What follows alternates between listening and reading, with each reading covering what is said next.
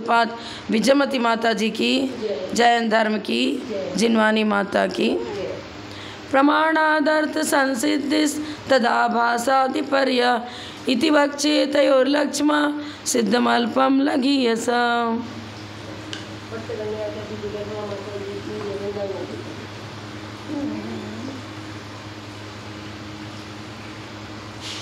अस्तदेनी दुखम ये हो गया था 86 नंबर ना।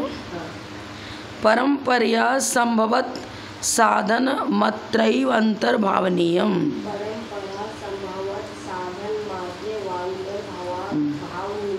मत्रैव माने अत्रैव अंतर्भावनीयम है।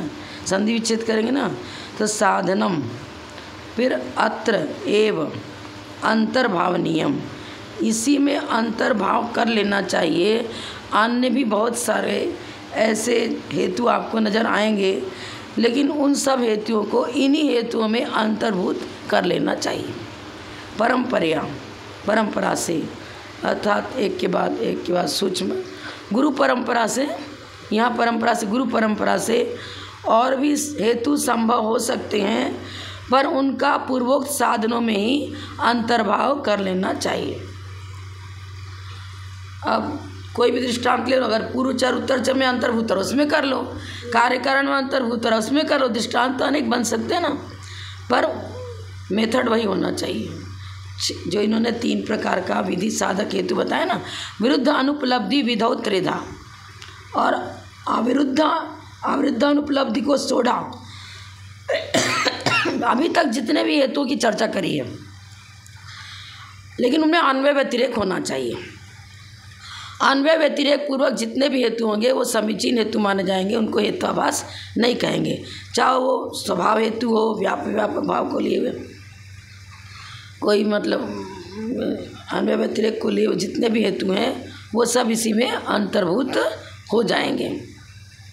कितने प्रकार के हेतु बचा चुके हैं? अविरुद्ध व्याप्योपलब्धि, अविरुद्ध कार्योपलब्धि, अविरुद्ध कारणोपलब्धि आदि करके 6 वो बताए थे। फिर विरुद्ध में ले लिया 3, विरुद्ध कार्योपलब्धि, विरुद्ध कार्य अनुपलब्धि, विरुद्ध कारण अनुपलब्धि और स्वभाव अनुपलब्धि। उपलब्धि और अनुपलब्धि के भेद से 2 भेद बताए थे ना, पहले बता चुके हैं। अविरुद्ध और विरुद्ध, फिर उपलब्धि और अनुपलब्धि, ऐसे 4 प्रकार से भेद किए। पहले तो अविरुद्ध विरुद्ध की चर्चा करी, फिर उपलब्धि और अनुपलब्धि की चर्चा करी। तो जितने भी हेतु की चर्चा हम कर चुके हैं उन सब में ही अन्य भी हेतुओं को अंतर्भूत कर लेना चाहिए। इतने बताए उन्होंने। अब आगे देखेंगे हम पूर्व अनुक्त हेतु का एक अनुक्त माने जिसको नहीं कहा है, उदाहरण देकर के उसको क्लियर कर रहे हैं ना। अभूदत्त चक्रे शिव का स्थासात, शिव का स्थासात। अब इस चक्के में शिवक हो चुका है। जब घड़ा बनाते हैं ना तो मिट्टी को चाक पर चढ़ाया उन्होंने। अब शिवक, स्थास, कोस, कुसूल, छत्रक, ये क्रम से मतलब उसमें पर्याय बनेंगी, फिर बाद में आकृति बनेगी, फिर वो घड़ा बाद में तैयार होगा। तो बता रहे इस चक्के पर शिवक हो चुका है। पहले शिवक, उसके बाद स्थास, पहले प्रातः काल फिर मध्याह्न काल। इसी तरह यहाँ पूर्व पर्याय घड़ा बनाने के समय या कोई भी पात्र बनाना, उसके पहले शिवक होगा, फिर स्थास, फिर कोस, फिर कुसूल, फिर छत्रक, इस तरह से है। तो शिवक हो चुका है क्योंकि स्थास पर्याय मौजूद है। यहाँ स्थास रूप हेतु परंपरा शिवक का कार्य है। शिवक पहले हो चुका ना, शिवक के बाद स्थास है, तो शिवक का कार्य हुआ स्थास। तो स्थास रूप कार्य हेतु मौजूद है, इसका मतलब पहले शिवक हो चुका। ये चीज़ है ना। जैसे पहले बोलते प्रातः काल हो चुका, फिर मध्याह्न काल, बाल्यावस्था हो चुकी, इसलिए युवावस्था। हाँ, तो युवावस्था रूप कार्य को देखकर ये जान लिया गया कि बाल्यावस्था व्यतीत हो चुकी है। इसी तरह यहाँ शिवक अवस्था हो चुकी, उसके बाद स्थास होता है। तो स्थास पर्याय मौजूद है, तो स्थास पर्याय मौजूद है। इस कार्य को देखकर ये पता चलता है कि शिवक का कार्य हो चुका।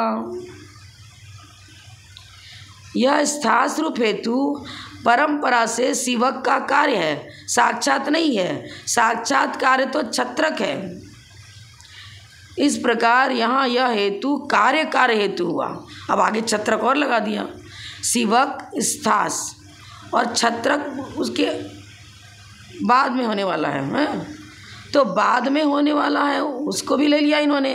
और परंपरा का मतलब ऐसा ले लेंगे जैसे बाल्यावस्था गई, अब युवावस्था के भी तो कोई विशेष समय होगा ना। इतने काल तक हम युवावस्था ही मानेंगे, पर उसमें भी समय भेद के अनुसार पर्याय प्रति समय कुछ न कुछ हानि वृद्धि आदि हो रही ना। तो प्रति समय होने वाला परिणमन को, या प्रतिदिन होने वाले परिणमन को, या प्रतिवर्ष होने वाले परिणमन को हमने सबको किस में ले लिया? युवावस्था में ले लिया ना। अब इसी तरह ये बाद में कह रहे हैं, क्या बता रहे हैं? कार्य हेतु किसको कहा? साक्षात छत्रक कार्य। साक्षात कार्य तो छत्रक है, लास्ट में छत्रक हुआ मान लो, तो उसको कार्य उस कार्य होता चला जाएगा ना। जैसे एक बार हमने बताया था आपको, कार्य हेतु आपने धूम देखा, ठीक है। अब धूम तो निरंतर निकल रहा है ना, प्रति समय निकल रहा है। जब तक उस लकड़ी के अंदर गीलापन है, सीली हुई लकड़ी है, तब तक निरंतर धुआं निकल रहा है। अब पहली बार जो उस लकड़ी से को अग्नि लगाई, प्रज्वलित किया, धुआं निकलना चालू हो गया। धुआं निकला तो निरंतर नया धुआं निकल रहा है ना, मतलब वही धुआं, तो वो तो धुआं निकल के आगे बढ़ गया, फिर और धुआं निकला, तो सब कार्य हेतु हो गया। द्वितीय समय में होने वाला धूम, तृतीय समय में होने वाला धूम, चतुर्थ समय में होने वाला धूम, 1 घंटे तक धूम निकलता ही रहा, तो उसको क्या कहेंगे? कार्य, क्योंकि वो है तो धूम ही ना। पर धूम होते हुए भी जो लकड़ी जल रही है, उस ईंधन को निरंतर वो पकड़ रहा है उसको, तो नया धूम है, धूम नया है। उस नए धूम को, कार्य तो धूम ही दिख रहा है, पर नए धूम को क्या कहेंगे? कार्य। हाँ, कह सकते ना कि पहले समय में धुआं निकला था, अब दूसरे समय फिर धुआं निकल रहा है, तो कार्य धूम निकलने का कार्य तो चालू हो चुका, लेकिन संभव है कि आधे घंटे तक निरंतर धूम निकलता रहे, और उसको परंपरा हेतु में ले लिया इन्होंने। वही तो बार। हाँ, अब भैया जीवन मान लो, किसी का जीवन 80 वर्ष की उम्र है, बाल्यावस्था का एक मर्यादा बना दी, इतने काल तक हम उसको बालकपन में लेंगे, इतने काल तक हम युवावस्था में लेंगे, इतने काल तक वृद्धावस्था में लेंगे। लेकिन वो काल, सबका काल तो एक समूह रूप में है ना। बीच की सारी पर्याय को हमने युवावस्था में ले लिया ना। तो मान लो कि हमने मान लिया था कि 10 वर्ष तक हम उसकी, या 15 वर्ष तक हमने, 8 वर्ष तक बालक मान लिया। अब फिर प्रारंभ युवक मान लिया ना। अब 16 वर्ष तक, तो अब बीच का कितना बड़ा काल हो गया। युवावस्था प्रारंभ तो हो गई, अब जब तक वृद्धावस्था का प्रारंभ नहीं होता है, तब तो युवावस्था ही मान रहे ना। तो परंपरा हेतु में इन सबको अंतर्भूत कर लो। परंपरा हेतु बताया ना इन्होंने, गुरु परंपरा से। अब गुरु परंपरा चला हुआ जो भी ऑब्जेक्ट मैंने विषय दिया जा रहा है, उसके अनुसार ले लेंगे निर्णय। शिवक, छत्रक, स्थास, कोस, कुसूल। हो सकता है हमने जो पहले नाम क्रम से बताया, उसमें क्रम में हो सकता है कुछ गलत हो।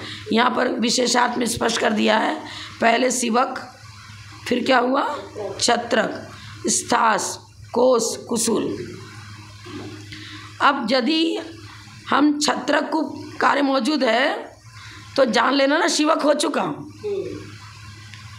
अब यदि कुसूल मौजूद है तो हम जान रहे कि शिवक, छत्रक, स्थास, कोस सब हो चुके। तो परंपरा में कई हो गया ना। ये लिख रहे हैं, कुम्हार के चाक की माटी के क्रमशः नाम हैं। कुम्हार ने माटी को चाक पर रखा और घड़ा बनाने का कार्य प्रारंभ कर दिया। अब पर्याय क्रम से बनेगी ना उसकी, एक साथ घड़ा पर्याय थोड़ी हो जाएगी। वो पर्याय का क्रम इस प्रकार है, सीवक, छत्रक, स्थास, कोस, कुसुल। उसके बाद वो घड़ा का आकार रूप बनना, घड़े के आकार नजर आने लगे क्रमशः उसमें भी। अब वो तो भाई साक्षात तुम कुमार के पास बनाते हुए देखो, हमने तो कभी प्रैक्टिकल देखा नहीं है, इसलिए हम कैसे पूरा आपको बता सकते हैं। अब ग्रंथ में तो इसी प्रकार लिखा हुआ। हाँ, आप मोबाइल में देख लेना, उसको नेट पर देख लेना, फिर छत्र का आकार क्या है, फिर स्थास का आकार क्या है, फिर कोस कुसुल का आकार क्या है, फिर उसके बाद घड़ा का आकार किस प्रकार प्रारंभ हुआ, क्या हुआ, वो सब आप देख लेना। मैंने कभी देखा नहीं प्रैक्टिकल कुमार को बनाते हुए घड़ा देखा नहीं, बना बनाया घड़ा जरूर देखा है, बस इतना ही है। अब कार्य हेतु आगे का 88 नंबर, कार्य मविरुद्ध कार्योपलब्धौ, मविरुद्ध लब्धौ, कार्य के कार्य रूप हेतु का, परंपरा कार्य हेतु का अविरुद्ध कार्योपलब्धि में अंतर्भाव हो जाता है। अविरुद्ध कार्योपलब्धि, अविरुद्ध क्या है, विरोध ना हो, इस क्रम में कोई विरोध नहीं आएगा। जब भी घड़ा बनाएगा कुमार तो ये क्रम, जैसे कि नक्षत्रों का बताया कि अमुक नक्षत्र के बाद अमुक, फिर अमुक के बाद अमुक, नाम निश्चित है ज्योतिष शास्त्र के अनुसार। इसके बाद वही उसी नक्षत्र का उदय होगा, अमुक नक्षत्र के बाद क्रमशः जो जिस नक्षत्र की क्रमिक व्यवस्था ज्योतिष शास्त्र में बताई गई है वो क्रम उसी प्रकार चलेगा ना।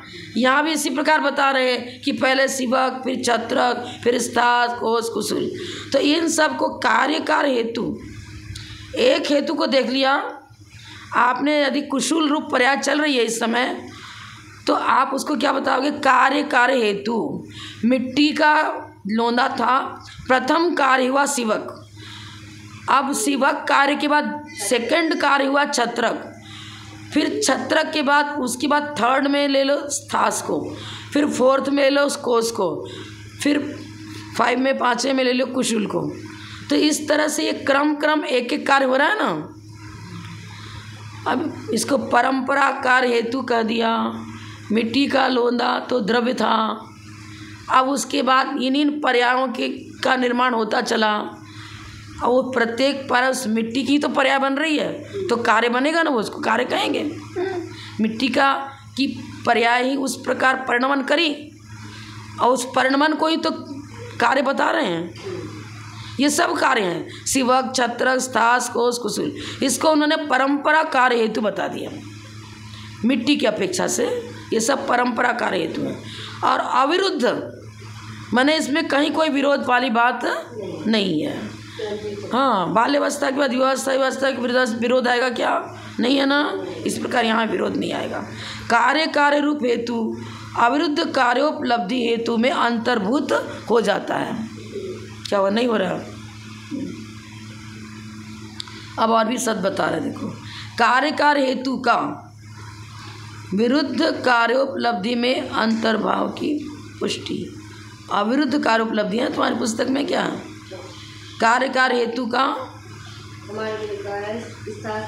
नहीं, कार्य हेतु अगले सूत्र का हेडिंग, कार्य हेतु का विशेष करके उदाहरण में शिवक का कार्य वो हो चुका। हम अगला और उसका कार्य शिवक के कार्य का अविरोध कार्य होने से परंपरा में से अविरुद्ध कार्य उपलब्धि में अंतर्भूत होता है। अब आचार्य दृष्टांत द्वारा परंपरा हेतु का दूसरा दृष्टांत देते हैं, वो भी अविरुद्ध ही है।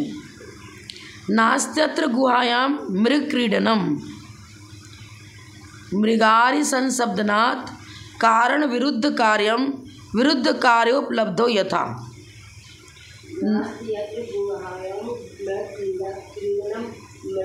मृगारि संशब्दनात्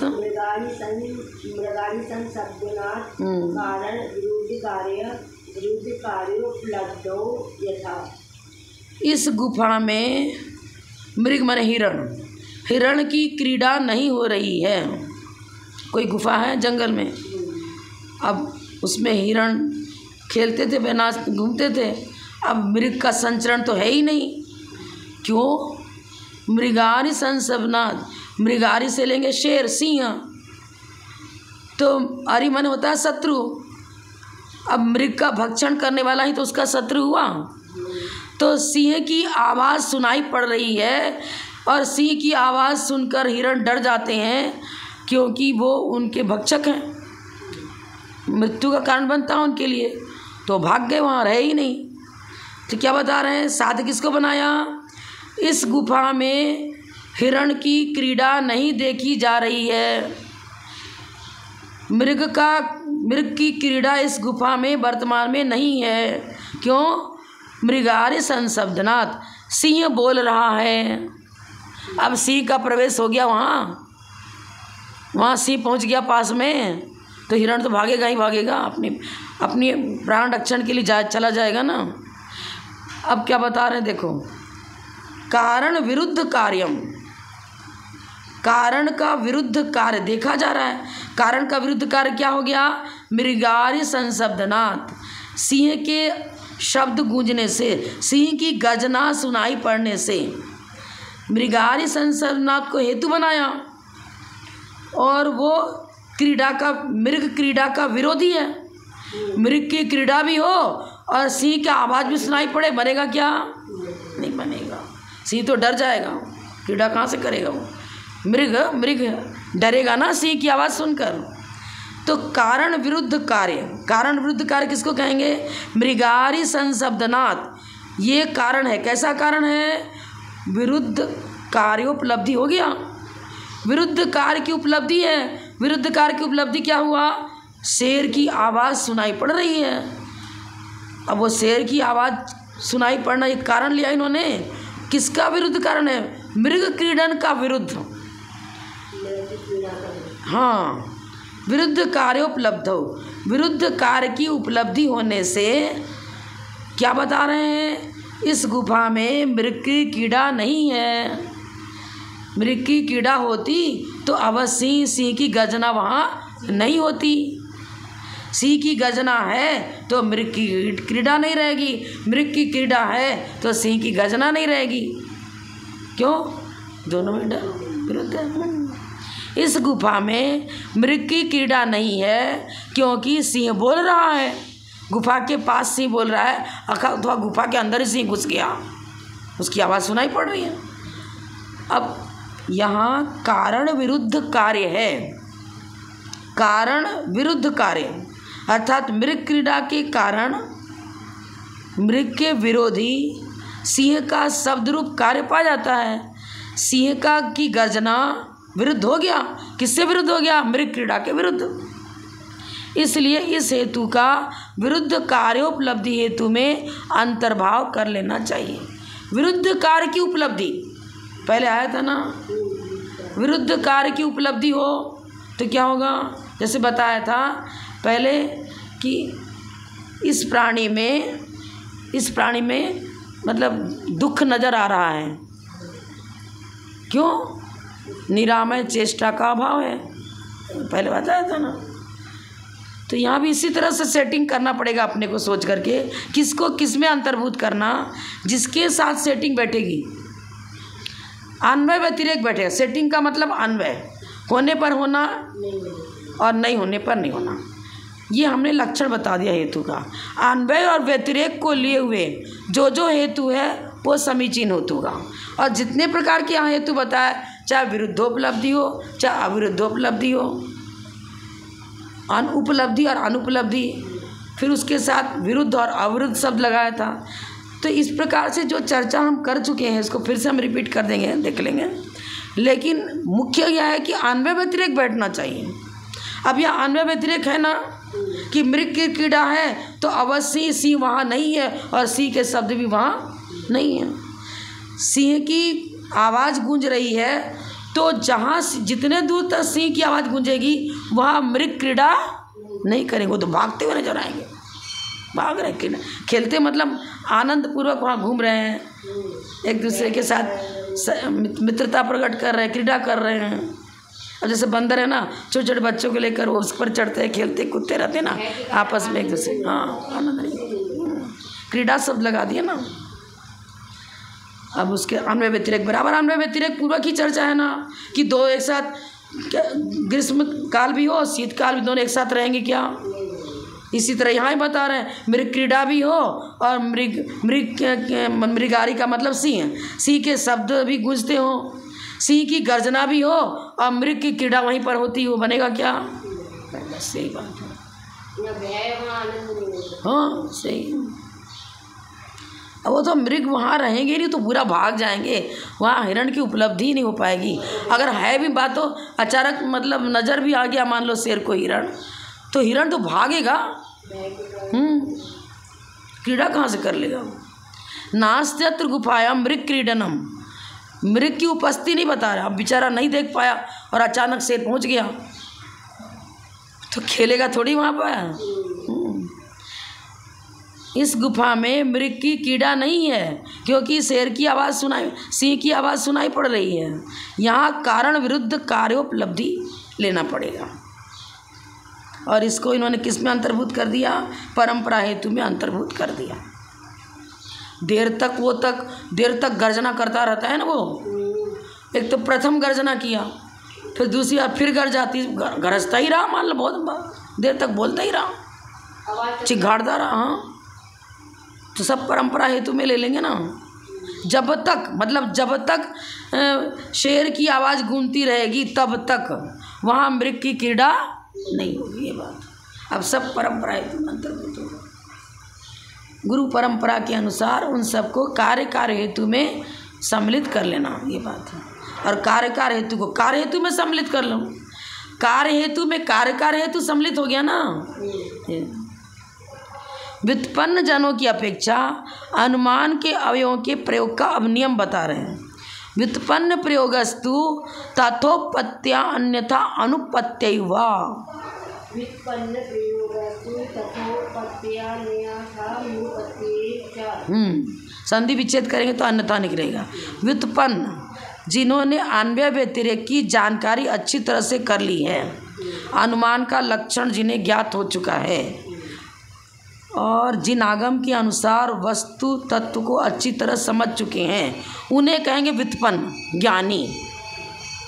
वस्तु अनेक धर्मात्मक है, इसको स्वीकार करना पड़ेगा। उसके बाद नयों का प्रकरण चालू होगा, क्योंकि नए प्रमाण के द्वारा गृहीत विषय को ही अर्पिता नर्पिते इस सूत्र के अनुसार चर्चा करते हैं। नए अपना कार्य करेगा, तो अगर प्रमाण से सर्वथा पृथक कर दिया जाए नए को तो नया भास हो जाएगा, सम्यक नए नहीं कहें उसे। वस्तु अनेक धर्मात्मक के प्रमाण का विषय हुआ। अब मान लो निश्चय नए को लिया तो वस्तु के स्वरूप को ग्रहण करेगा। वो तो कहेगा कि एकेंद्रीय पर्याय में पड़ा हुआ जीव भी क्यों ना हो, शुद्ध कर्मोपाधि निरपेक्ष शुद्ध द्रव्यार्थिक नय से उसके अंदर सिद्धपना मौजूद है, शक्ति के रूप में मौजूद है, ये कहेगा वो। तो अगर सोना है ही नहीं, खान से किट कालिमा सहित सोना निकला, अब जो जौहरी है उसको वहाँ है तो वहाँ किट कालिमा मौजूद है, लेकिन जौहरी की दृष्टि कहाँ जा रही है, कितने परसेंटेज इसमें सोना है, उसकी दृष्टि तो सुवर्ण के मूल्यांकन में लग रही है। इसी प्रकार कर्मोपाधि शुद्ध द्रव्यार्थिक ने उस जीव के अंदर मौजूद जो आत्मिक गुण है, रत्नात्रयादि गुण है, उन गुणों पर उसकी दृष्टि जा रही है। तो वो गुण तो गुणी से कभी अलग होते ही नहीं है, चाहे वो एकेंद्रीय पर्याय में रहो, चाहे दो इंद्रिय पर्याय में रहो, तो पंचेंद्रिय किसी भी पर्याय में मौजूद हो, भव्य हो अथवा अभव्य हो, कोई भी हो, वो शक्ति तो भव्य में भी मौजूद है और अभव्य में मौजूद है। लेकिन अभव्य के अंदर योग्यता नहीं है कि वो रत्नत्रय को प्रकट कर सके। प्रकट करने की योग्यता अयोग्यता की चर्चा अलग, फिर वो कर्मोपाधि सापेक्ष ने चर्चा करेगा।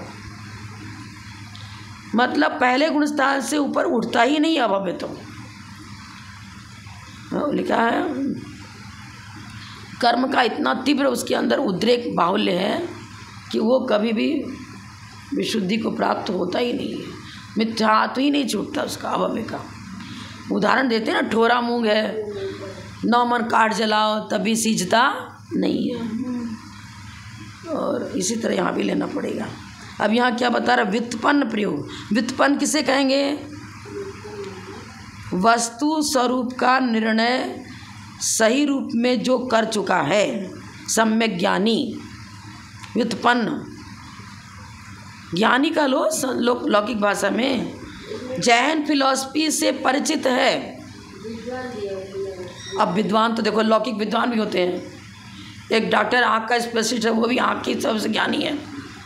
लौकिक यहाँ ये जब हम जैन फिलॉसफी पढ़ रहे हैं, यहाँ पर व्युत्पन्न और ज्ञानी के सम्यक ज्ञानी को कहेंगे।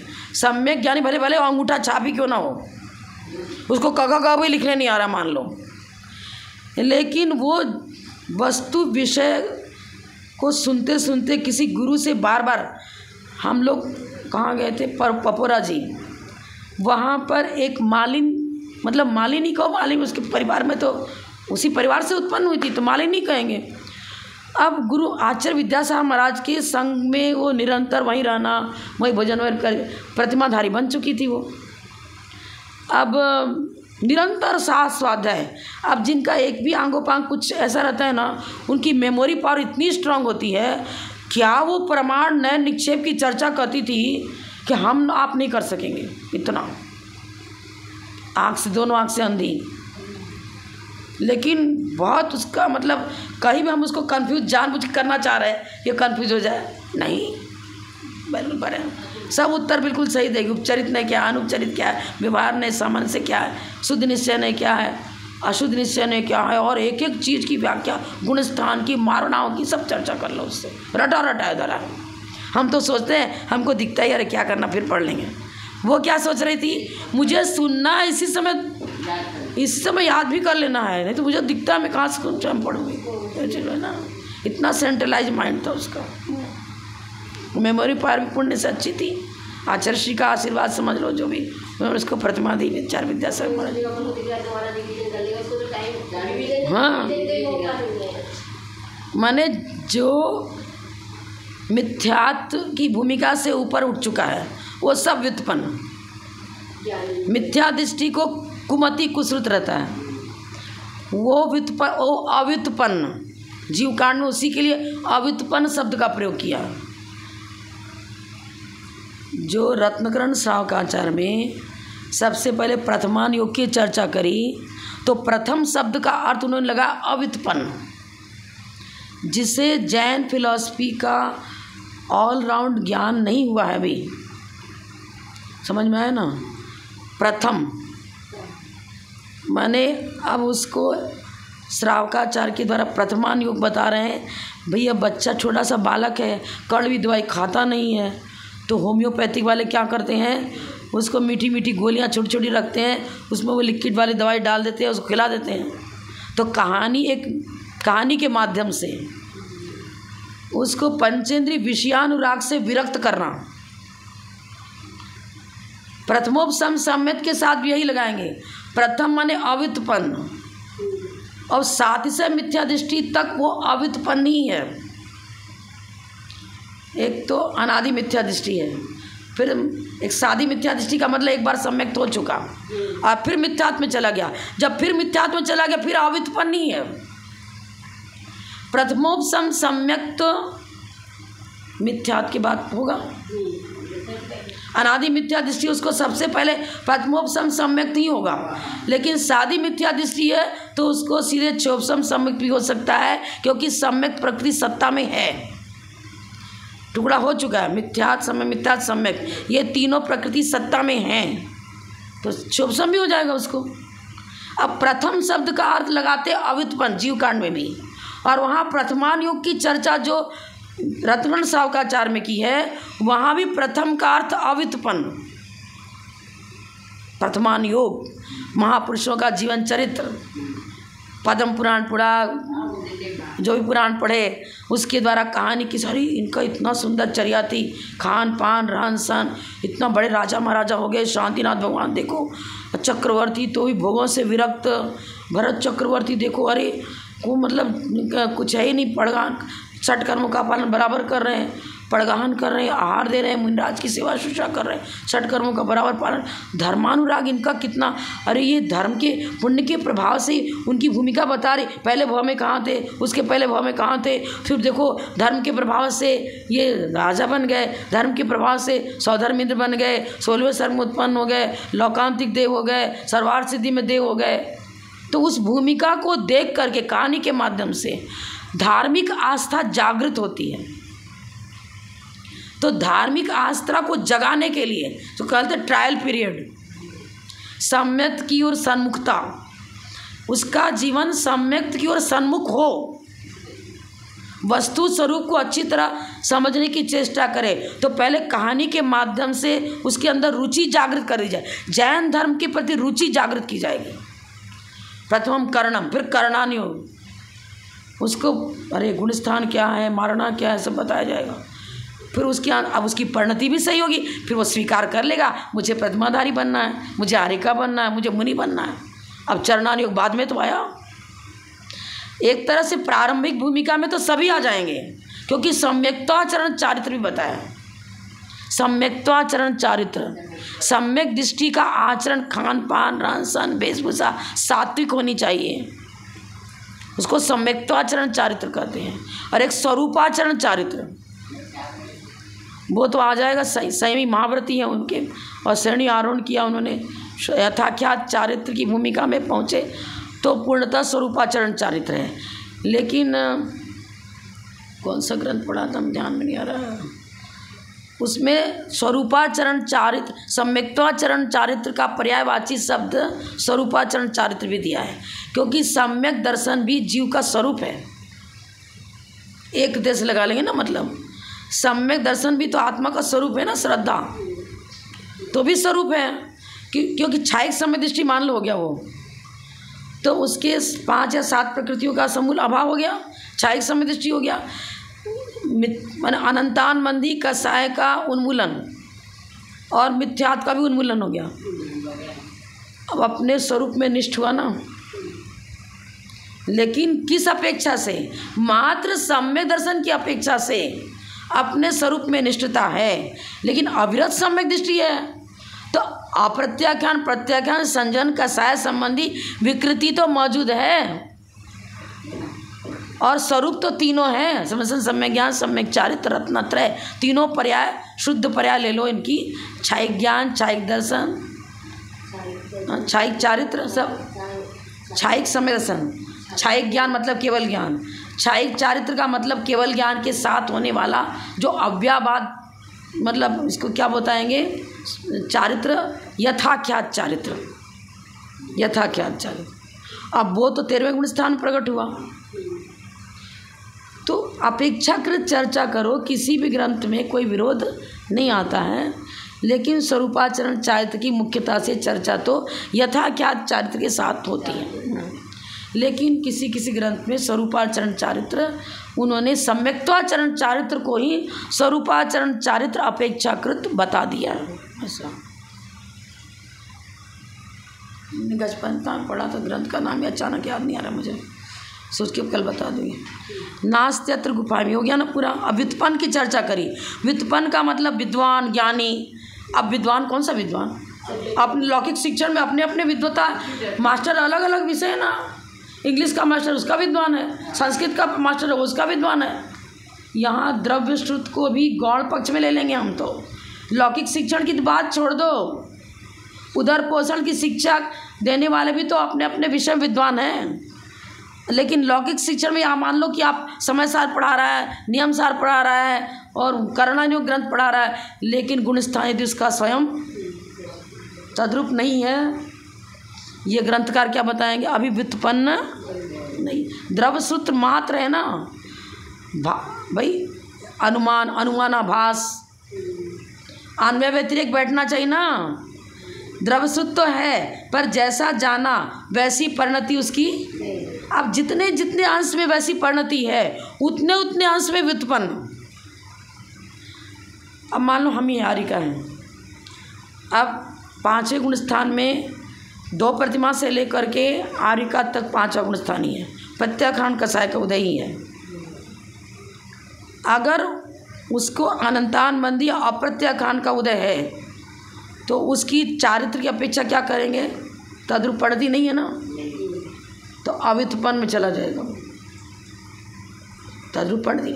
लेकिन प्रत्याखान कैसा है कि उदय का ही तारतम्य है, तो जघन मध्यम उत्कृष्ट में वो तद्रुपणति है ना, अपने गुणस्थान से नीचे डाउन नहीं हुआ, अपने गुणस्थान से नीचे डाउन तरफ द्रव्यलिंगी कहते हैं। छठे गुणस्थान वर्ती पांचवें गुणस्थान की भूमिका में आ गए भावों से, प्रत्याखान का सह का उदय आ गया। बताओ क्या करोगे? वैश्य तो भाव मुनि दिख रहे हैं, वैश्य तो मुनि है और उनको मुनि कहेंगे ही हम। तो वर्तमान योग ग्रंथ ये बताएगा कि ठीक है, आप उनकी परिचर्या उसी प्रकार, आहारचर्या उसी प्रकार कराओ। आपके पास कौन सा थर्मामीटर है? आप अवधि ज्ञानी हो कि मना पर ज्ञान हो, केवल ज्ञान हो, क्या जान रहे हो आप? तो भक्ति आपको उसी प्रकार करनी है। ये पाषाण की प्रतिमा मंदिर विराजमान है, पंचकरण प्रतिष्ठा सूर्य मंत्र दिया, लेकिन क्या साक्षात जो जीवन जिनेंद्र हैं, इसको स्थापना निक्षेप से जिनेंद्र कहाँ है? बाहर निक्षेप से नहीं है ये। हाँ, तो उनके पर मस्तिष्क पर जो महाव्रतों का आरोपण किया है। अब क्या बताएंगे? अब एक अंतर्मूर्त काल ही होता है, छठे गुणस्थान का, सातवें गुणस्थान का। अगर सातवें गुणस्थान की भूमिका जैसा उनका परिणाम नहीं हो पाया, एक सेकंड क्या, एक समय के लिए भी, दो समय, एक आवली के लिए भी नहीं हो पाया, तो छठे से पाँचवें को टच करेंगे, पाँचवें को टच करके वापस छठे में आ जाए। आपको क्या समझ में आ रहा है? कब उन्होंने पाँच में ऐसे गिरे फिर वापस चढ़ गए लोग, उन्हें खुद भी समझ में नहीं आएगा। अब ऐसा आपको क्यों हो रहा है? तो बात है कि उसका काल अंतर्मूर्ति है। पांचवें गुणस्थान का काल बहुत लंबा है, चौथे का भी लंबा है, दूसरे का लंबा नहीं, दूसरे का तो चौथे से गिरा पर बीच का पत्ता, पेड़ से पत्ता टूटा और भूमि पर नहीं पहुंचा, उतना ही है। और तीसरे गुणस्थान का भी काल बहुत है। अब जिसका काल ही अंतर्मूर्त है और वो कुछ ऐसी क्लास ले रहे थे, पढ़ाई कर रहे थे या कुछ भी पढ़ा रहे थे और उनका उपयोग उसी में सेंट्रलाइज था, एक आधे सेकंड क्या, एक आवली के लिए भी वो अपने अंतर्मुख ध्यान अवस्था उनकी उस समय नहीं हुई। बाई चांस हो सकती है, हम ये नहीं बोले कि पढ़ाते हुए नहीं होगी, हो सकती है, लेकिन बाई चांस किसी की नहीं हुई तो पांचवें गुणस्थान को टच किया उन्होंने।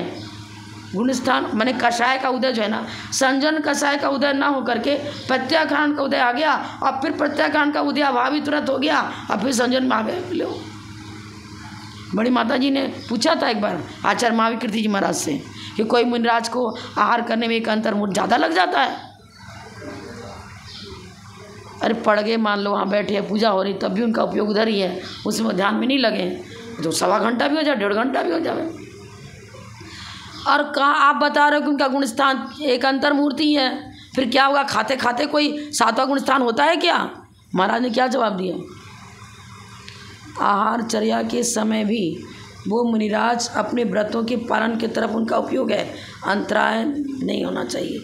जो जो नियमावली है कि मतलब मूल गुणों का, अंतर गुणों का पालन करते हुए आहार करना, उस प्रकार उसमें लगे हुए हैं वो। लेकिन आहार करते समय अब हो सकता है कि उतनी देर आप देने में आपको कुछ टाइम लग गया, या वो अभी चरबड़ भी नहीं कर रहे हैं, अचानक कुछ विचार ऐसे आ गए, अंतर्मुख हो गए। अरे मेरा स्वरूप थोड़ी आहार करना, एकदम मतलब जो शुद्ध आत्मद्रव्य है ना, वो 1 सेकंड तो बहुत बड़ा समय होता है, उतनी देर के लिए अंतर्मुख प्रवृत्ति होगी, बहिर्मुख प्रवृत्ति हटना, और अंतर्मुख जो शुद्ध आत्म तत्व है उसकी ओर दृष्टि पहुंची है, फिर हट गई, हो गया सातवां गुणस्थान, फिर आ गए छठे में। हाँ, अंतर्मुख प्रवृत्ति तो आप छठे गुणस्थान वर्ती की तो बात छोड़ दो, 7 से मिथ्या दृष्टि भी यदि अंतर्मुख प्रवृत्ति नहीं करता है तो प्रथमोपसम सम्यक्त भी नहीं हो सकता।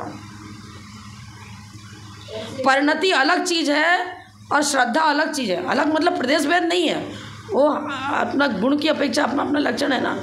अब अंतर्मुख प्रवृत्ति हमारी आपकी कभी भी बन सकती है। बैठे हम सामायिक कर रहे थे, नमो अरिहंताण बोला, लेकिन अरिहंत में हम उन अरिहंत को याद नहीं कर रहे हैं। हमारे अंदर भी अरिहंतपना शक्ति के रूप में मौजूद है। हमने न्याय ग्रंथ पढ़ा है और उसमें हम समझ रहे हैं कि शक्ति के रूप में वही अरिहंत, वही सिद्धपना हमारे अंदर मौजूद है, और हम बिल्कुल माने भगवान की ऊर्जा अरिहंत जो सामने मौजूद है, हमने स्थापना कर ली, यहाँ अरिहंत परमेश्वरी मौजूद है, या समझरण को याद कर रहे हैं, उनकी दिव्य ऊर्जा हमारे ऊपर पहुँच रही है, और बिल्कुल उस ऊर्जा के प्रभाव से जो हे तत्व हटता चला जा रहा है। और उपादेय तत्व हमारा ही तो है, उन्होंने मुझे उपादेय तत्व दिया थोड़ी है, उन्होंने मैं रत्नत्रय अपना रत्नत्रय मुझे थोड़ी दिया। और वो बिल्कुल विशुद्ध रत्नत्रय वो हमारे मुझे नज़र आ रहा है। उस जौहरी को कीटकालमा सहित स्वर्ण में शुद्ध स्वर्ण नज़र आया था। और मैं तो इसी प्रकार जब मेरे को तो जब कभी अचानक मेरे एकाग्रता कभी मतलब वेदना, कुछ शारीरिक वेदना भी नहीं है, कुछ टेंशन भी नहीं है, बिल्कुल सही है, तो मेरा तो बहुत जल्दी हो जाता है, ऐसा बहुत जल्दी हो जाता है। बिल्कुल बिल्कुल, अरे मेरे को बिल्कुल वही नज़र आ रहा है, मेरे अंदर जो अनंत चतुष्टय के धारी अनंतपना है वो आत्म रत्नत्रय ज्योति मुझे साक्षात अपने अंदर नज़र आ रही है, एकदम वैसा ही वैसा नज़र आ रहा है। ऐसा है तब अगर इस प्रकार की प्रक्रिया हम पीछे कमंडलधारियों के अंदर कभी भी नहीं आ रही है तो कौन आपने निर्णय ले लिया कि हम सम्यक दृष्टि भी हैं, हम पंचम गुण स्थानवर्ती कहाँ रहे। लब्धि उपयोगो भावेंद्रियम, लब्धि के रूप में तो उपयोगात्मक संवेदन नहीं दी। यदि आपका संवेदन हो अच्छा सम्यक ज्ञान, एक उपयोगात्मक एक लब्ध्यात्मक। जिस समय भरत चक्रवर्ती बाहुबली लड़ रहे हैं उपयोगात्मक छायक संवेदन नहीं है, लब्ध्यात्मक है। उसका अप्रत्याखान कसाय का तीव्र उदय और बहिर्मुख प्रवृत्ति। अब जब बहिर्मुख प्रवृत्ति है तो उपयोगात्मक संवेदन कहाँ रहा आपका। 6 द्रव्य 7 तत्व के स्वरूप का निर्णय और उसमें उस प्रकार श्रद्धा कहाँ बनी, वो तो मारकाट में लगे हैं। अप्रत्याखान कसाय का तीव्र उदय, संजनन कसाय का तीव्र उदय हुआ दीपायन मुनि को। एक क्षण के लिए आवेश आ गया, रिजल्ट वो रिद्धि जो उनको था, तेजस रिद्धि थी, अशुभ तेजस निकल गया। मुनि महाराज की इच्छा ये नहीं थी कि मैं इन सबको मारूं। और 6ठे गुण स्थान संजन कसाय के उदय पूर्वक ही वो अशुभ तेजस प्रकट हुआ। 5वें गुण स्थान प्रकट नहीं हो सकता, 4थे में प्रकट नहीं हो सकता, लेकिन संजनन कसाय के तीव्र उदय ने कबाड़ा कर दिया। और निकलने के बाद गिर गया। जिस समय गुण तेजस पुतला निकला था उस समय 6ठा ही था, कार्य जब उसका चालू हो गया गिर गया, मिथ्यात्व में आ गया। मिथ्यात्मा जब तो भवनात्रिक देव में पैदा हो गए, भवनवासी में अग्नि कुमार जाति के देव हो गए। ऐसा कुछ आता है वर्तमान में मुझसे मिस्टेक होता सीधा, लेकिन देव पर्याय में गए वो तो। हाँ जो भी हो, लेकिन भवनात्रिक मिथ्यात्पूर्वक जन्म होता है ना, इस थोड़ी देव पर्याय में गए। अब कोई जरूरत आरिका, हम आरिका हैं और अपने को हम आरिका मान भी रहे हैं और श्रावक को भी हमें आरिका ही मानना है। हमारा एक बारीक चर्चा इसलिए मैंने कर दी कि आप हर समय बहिर्मुख प्रवृत्ति में मत रत रहो। 24 घंटे हर समय बहिर्मुख हमारा ठीक है, हमारा दीर्घ 5वें गुण स्थान का काल दीर्घकालीन है। 24वें सम्यक दर्शन का काल भी 66 सागर उत्कृष्ट काल बताया बना रहेगा, लेकिन निरंतर बहिर्मुख प्रवृत्ति रहेगी तो 24वें दर्शन कहाँ टिकेगा। अंतर्मुख प्रवृत्ति हम दोनों, बहिर्मुख समय समय पर बहिर्मुख, समय समय पर अंतर्मुख, पर पूर्णतः बहिर्मुख नहीं रहेगा। पढ़ाते समय, पूजन कराते समय, प्रवचन करते समय भी वो अपने को अपने अस्तित्व का अनुभव करते हुए स्व की आत्मगुणों की रक्षा करते हुए प्रवृत्ति कर रहा है। स्व की आत्मगुणों की रक्षा करते हुए प्रवृत्ति कर रहा है, चाहे वो 50% मार्क्स लाने वाला हो।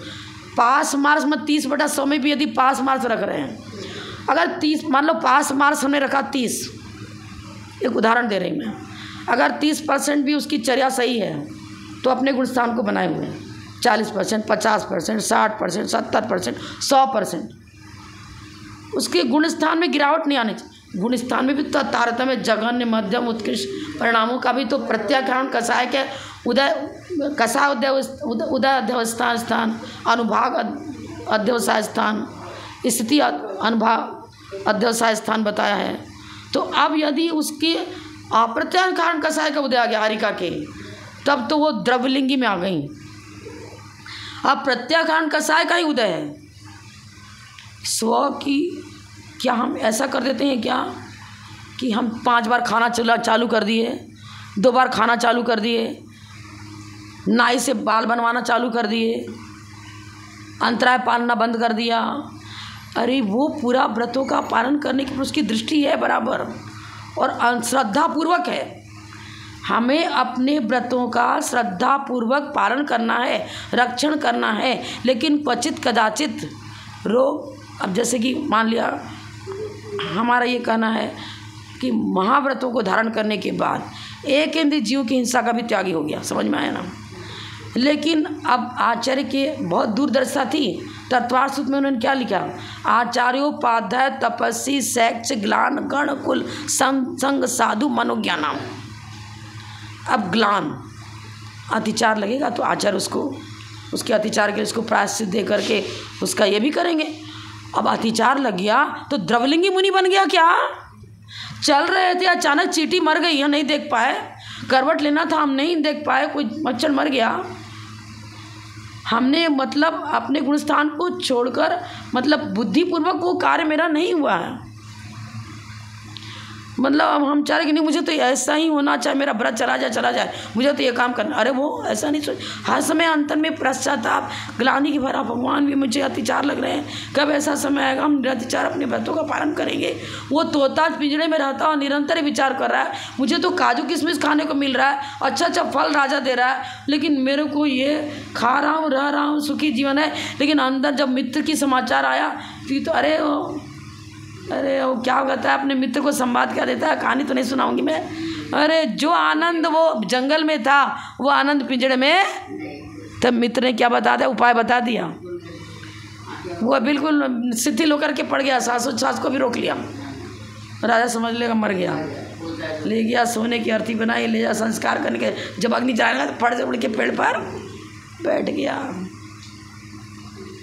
इसी प्रकार साधु यदि जघन्य चर्या भी उनकी है, मध्यम है, उत्कृष्ट जैसी भी हो उनकी, लेकिन यदि सच्चा उसका वैराग्य पूर्वक उन्हें दीक्षा ली है तो निरंतर उसके मन में क्षोभ रहेगा कि मुझसे ये जो कार्य गलत मतलब हो जा रहा है या जो हो जा रहा है मुझे करना तो नहीं चाहिए पर करना चाहिए। उसको यही कहे, भूल अपराध को अपराध के रूप में स्वीकार करना, ये श्रद्धा से तो च्युत नहीं हुआ, सम्यक दर्शन से भ्रष्ट हुआ तो भ्रष्ट, चारित्र से भ्रष्ट नहीं है, सम्यक दर्शन से भ्रष्ट हो गया तो भ्रष्ट है। ऐसा कुंद आचार्य ने अष्टपाठ वगैरह किसमें लिखा है।